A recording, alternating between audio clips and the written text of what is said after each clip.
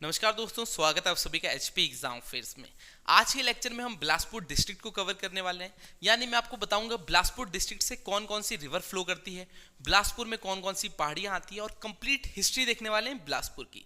अगर आपके एग्जाम में बिलासपुर डिस्ट्रिक्ट से रिलेटेड कोई भी क्वेश्चन आएगा तो वो आज कवर होने वाला है। ये हमारा एचपी जीके सीरीज का लेक्चर 4 है। अगर आपने पिछले 3 लेक्चर नहीं देखे हैं तो उनका लिंक आपको डिस्क्रिप्शन में मिल जाएगा, उन्हें भी चेकआउट जरूर करना। बिना किसी देरी के आज की क्लास को शुरू करते हैं। वैसे तो हिमाचल प्रदेश में 5 मेन रिवर्स फ्लो करती है, सतलुज, चिनाब, रावी, ब्यास और यमुना। मगर अगर हम बिलासपुर डिस्ट्रिक्ट की बात करें तो उससे एक ही मेन रिवर फ्लो करती है जिसका नाम है सतलुज। तो सतलुज नदी बिलासपुर को 2 हिस्सों में भी बांटती है। तो सतलुज नदी का मैं आपको बता देता हूँ, जो ओरिजिन है वो राक्षताल से होता है जो कि तिब्बत में है।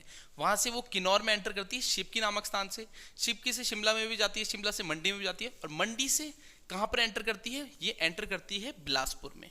तो बिलासपुर में एंटर करती है, उस स्थान का नाम आपको पता होना चाहिए। इस स्थान का नाम है कसोल।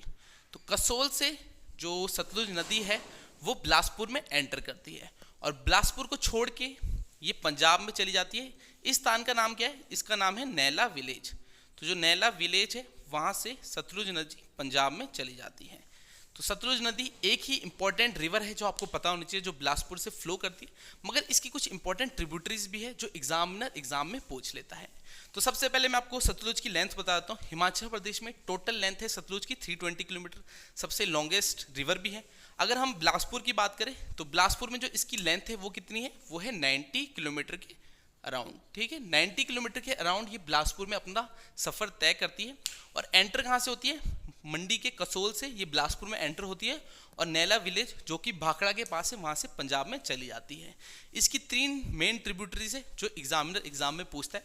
सबसे पहली ट्रिब्यूटरी जो आपको पता होनी चाहिए उसका नाम है सीरखड्ड। तो जो सीरखड्ड है इसका ओरिजिन तो वैसे मंडी से होता है, मगर ये एंटर बिलासपुर में कहाँ से करती है, हांतर से।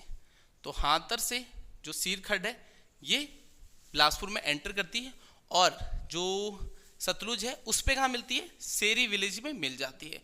तो सेरी विलेज के पास जो सीरखड्ड है ये सतलुज में मिल जाती है। सीरखड्ड क्या है, ये सबसे लॉन्गेस्ट ट्रिब्यूटरी है सतलुज की।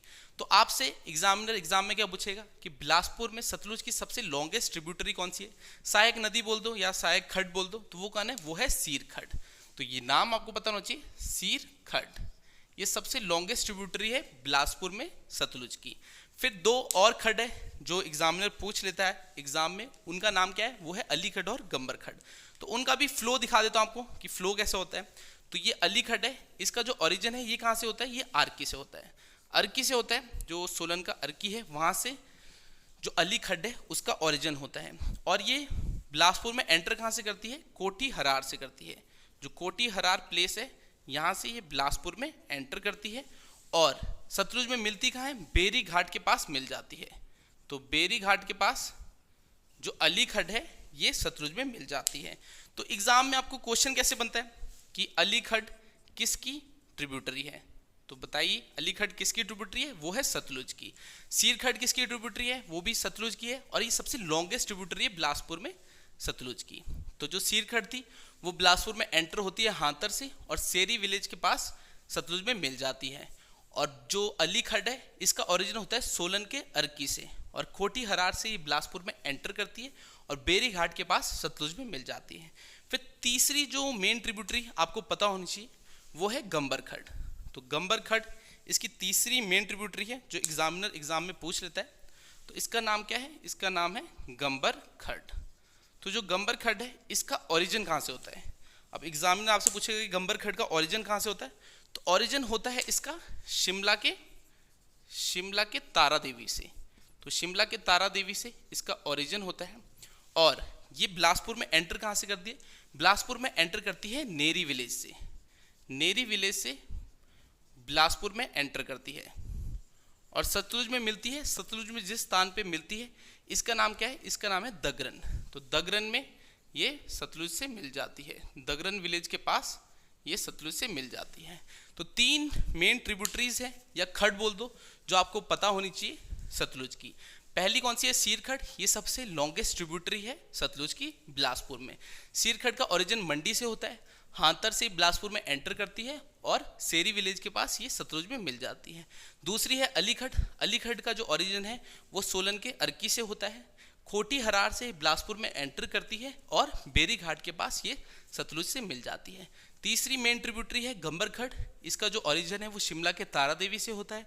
नेरी विलेज से ये बिलासपुर में एंटर करती है और दगरन विलेज के पास ये सतलुज से मिल जाती है। तो मैंने 3 ट्रिब्यूटरीज बताई आपको सतलुज की जो आपको पता होनी चाहिए।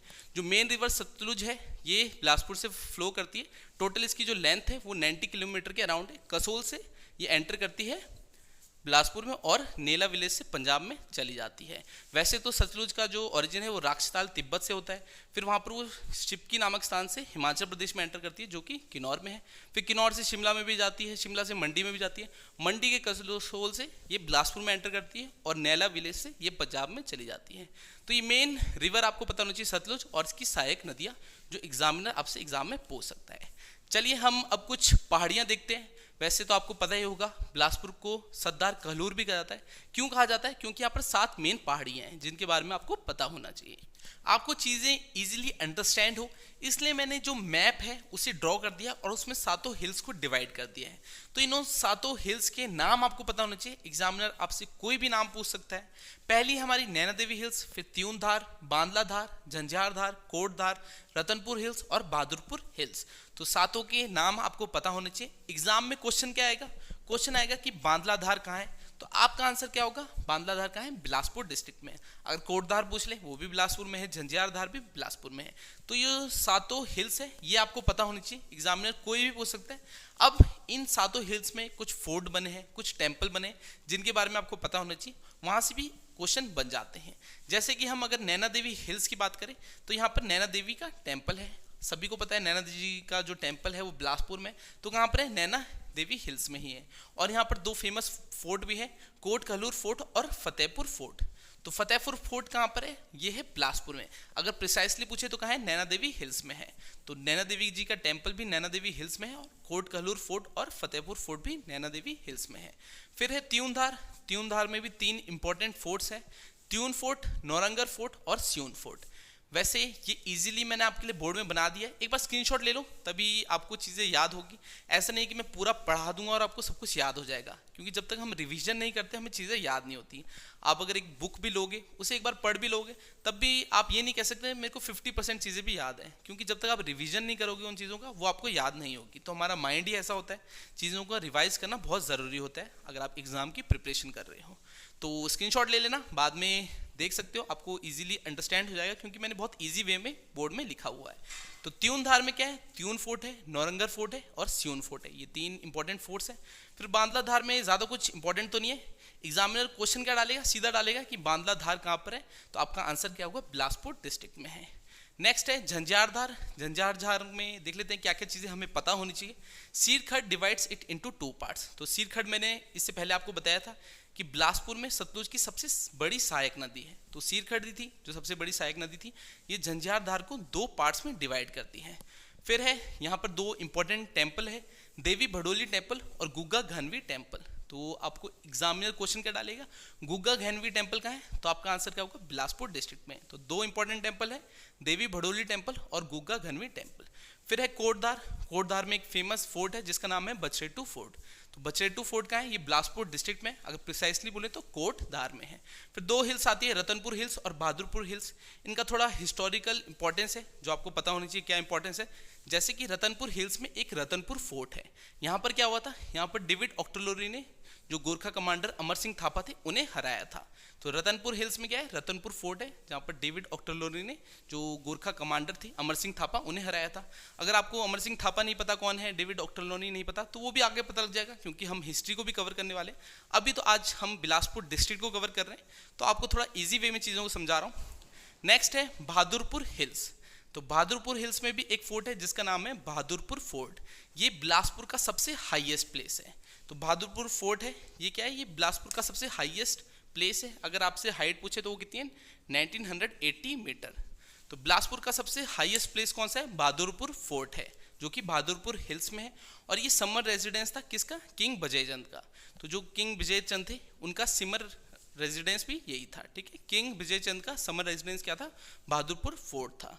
फिर है अली खड डिवाइड्स इट इनटू 2 पार्ट्स। तो मैंने आपको 3 मेन ट्रिब्यूटरीज बताई थी सतलुज की, सीरखड, अलीखड, गंबरखड। तो अलीखड अगर आपको पीछे याद होगा मैंने बताया होगा उसका ओरिजिन कहाँ से होता है, सोलन के अर्की से होता है। कोटी हरार से वो बिलासपुर में एंटर करती है और बेरी घाट के बाद सतलुज में मिल जाती है।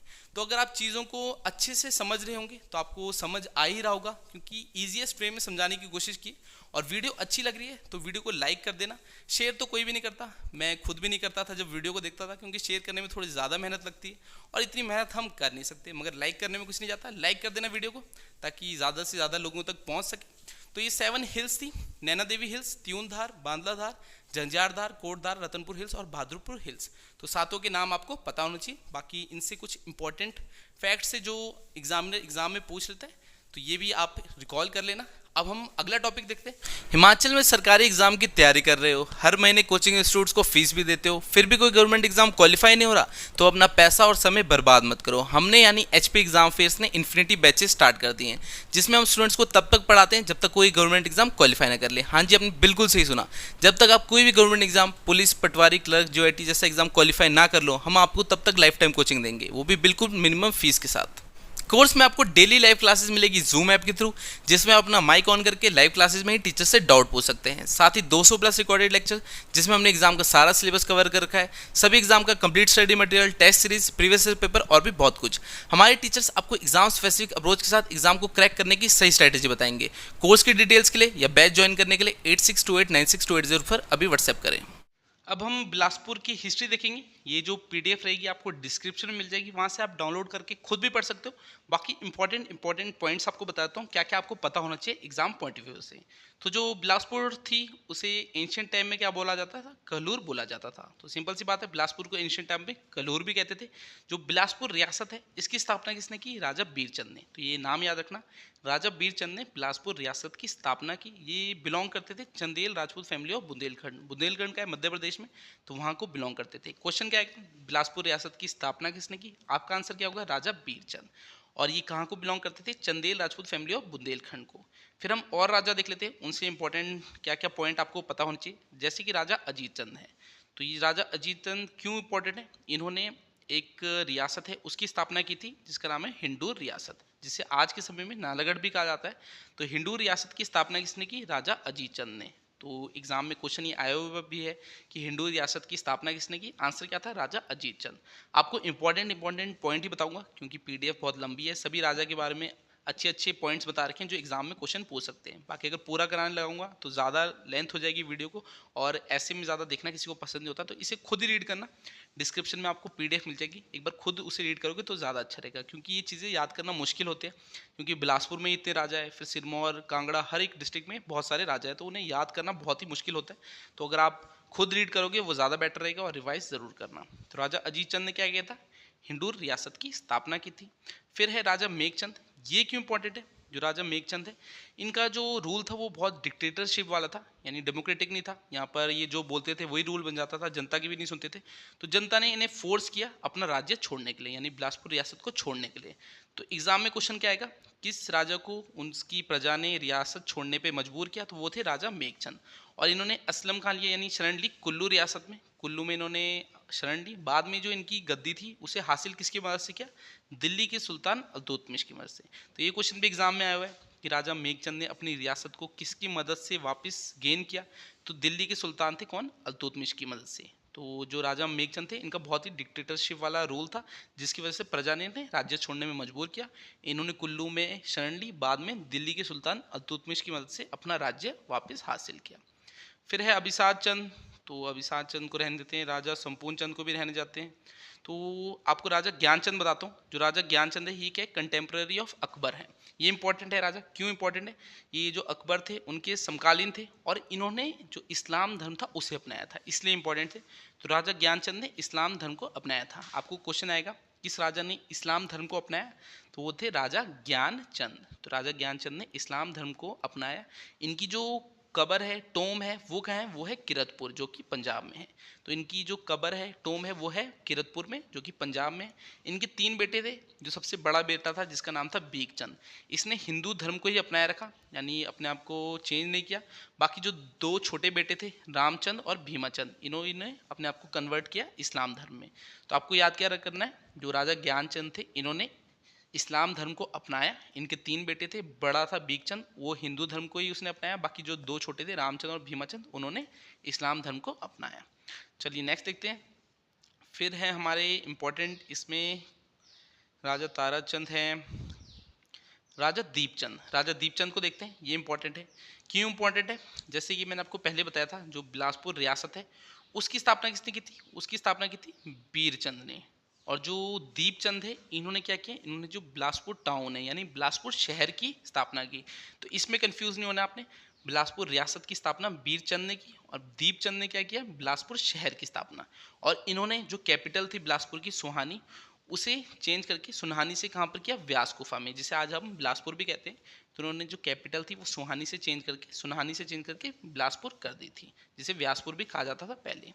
बाकी और भी चीज़ें, जैसे इन्हें पॉइजन दिया गया था नदौन में, किसके द्वारा? कांगड़ा के राजा थे, राजा चंद्रभन चंद के द्वारा। तो इन्हें मार दिया गया था नदौन में पॉइजन देके। फिर है राजा भीमचंद, ये भी इंपॉर्टेंट राजा है। क्यों इंपॉर्टेंट है, जरा देख लेते हैं। तो जो राजा भीमचंद थे, इन्होंने गुरु गोविंद सिंह थे, इनके साथ वॉर लड़ा था। किस लिए? व्हाइट एलिफेंट के लिए। तो गुरु गोविंद सिंह के पास व्हाइट एलिफेंट था, जो इन्होंने भीमचंद को देने से इनकार कर दिया। भीमचंद ने मांगा होगा, इनकार कर दिया, इसलिए बैटल हुआ, और उस बैटल में ये हार गए थे गुरु गोविंद सिंह से। तो ये इसमें इंपॉर्टेंट चीज़ आपको याद रखनी है कि राजा भीमचंद और गुरु गोविंद सिंह के बीच में बैटल हुआ, जिसमें राजा भीमचंद हार गए थे। किसके लिए हुआ था? व्हाइट एलिफेंट के लिए हुआ था। चलिए आगे देखते हैं। आगे हमें इसमें और क्या पता होना चाहिए। तो महान चंद आ गए। अब महान चंद भी इंपॉर्टेंट है। ये किस लिए इंपॉर्टेंट है? तो महान चंद के समय क्या हुआ था? जो राजा संसार चंद थे, ये कहाँ के? कांगड़ा के राजा थे। इन्होंने क्या किया था? एक फोर्ट बनाया था झंझारधार में। ठीक है, झंझारधार में एक फोर्ट बनाया था, जिसका नाम रखा था छातीपुर फोर्ट। तो इन्होंने झंझारधार पे एक फोर्ट बनाया, छातीपुर फोर्ट, और इन्होंने जो बिलासपुर रियासत थी उस पर हमला कर दिया था। और जो वहाँ के राजा थे बिलासपुर के, वो कौन थे? महान चंद। तो इन्होंने क्या किया था? इन्होंने अमर सिंह थापा को बुलाया था, गोरखा कमांडर थे अमर सिंह थापा, इन्हें हराने के लिए। राजा संसार चंद जो कांगड़ा के राजा थे, इन्हें हराने के लिए किसे बुलाया था? Raja Mahan Singh invited Amar Singh Thapa to help him against Kangra ruler Sansar Chand. तो संसार चंद ने क्या किया? बिलासपुर पे हमला कर दिया। उसी वजह से जो महान चंद थे बिलासपुर के राजा, उन्होंने क्या किया? उन्होंने गोरखा कमांडर अमर सिंह थापा को हराया, बुलाया। और जो अमर सिंह थापा थे, इन्होंने क्या किया? इन्होंने कांगड़ा के राजा संसार चंद को हराया था। कहाँ हराया था? महल मोरिया हमीरपुर में। तो ये कुछ इंपॉर्टेंट पॉइंट्स हैं। एक बार आप इस पीडीएफ को रीड करोगे, आपको याद होने लग जाएगी चीज़ें। मैं ये नहीं कहता एक ही बारी में याद हो जाएगी, ऐसे रिवाइज करते रहना पड़ेगा, क्योंकि ये जो राजा वाला पार्ट होता है, ये थोड़ा ट्रिकी होता है। इन्हें याद करने के लिए थोड़ी सी आपको टेक्निक भी लगानी पड़ती है। तो इस पीडीएफ को जरूर देखना, डिस्क्रिप्शन में लिंक दिया हुआ है। बाकी नेक्स्ट देखते हैं, राजा खड़गचंद। अब ये क्यों इंपॉर्टेंट है? इनका जो रोल था वो बहुत ही डार्केस्ट था, यानी इसको बोल सकते हैं काला युग बोल सकते हैं। तो अगर आपसे पूछे कि बिलासपुर का काला युग कौन से राजा के समय को बोलते हैं, तो वो खड़गचंद। तो नाम देखिए खड़क, खड़क से आप याद कर सकते हो कि हाँ काला युग, ठीक है, खड़क हो गया। अब वो ज्ञान था, ज्ञान से इस्लाम की, हाँ ज्ञान ज़्यादा ज्ञानी था तो इस्लाम ले लिया था। ऐसे ऐसे थोड़ी ट्रिक्स भी आपको बनानी पड़ेगी इन राजाओं को याद करने के लिए। बाकी हम नेक्स्ट देखते हैं और क्या क्या इसमें इंपॉर्टेंट है। अब इसके बाद राजा हीरा चंद है। तो इन्होंने जो ब्रिटिशर्स थे उन्हें हेल्प किया था 1857 के रिवॉल्ट में, जिसकी वजह से इनका जो बहुत ही सपोर्ट मिला था ब्रिटिशर्स का, और उनका रूल था, उसे क्या बोलते हैं? Golden age. तो बिलासपुर का जो गोल्डन एज है, स्वर्ण युग बोला जाता है, वो कौन से राजा के टाइम को बोला जाता है? राजा हीराचंद। तो देखिए हीरा, हीरा बहुत एक्सपेंसिव होता है, तो उससे आप याद रख सकते हो कि गोल्डन एज बोला जाता है। जो बिलासपुर के राजा हीराचंद थे, उनके समय को गोल्डन एज बोला जाता है। तो ऐसे ऐसे आपको ट्रिक्स बनानी है इसको याद करने के लिए।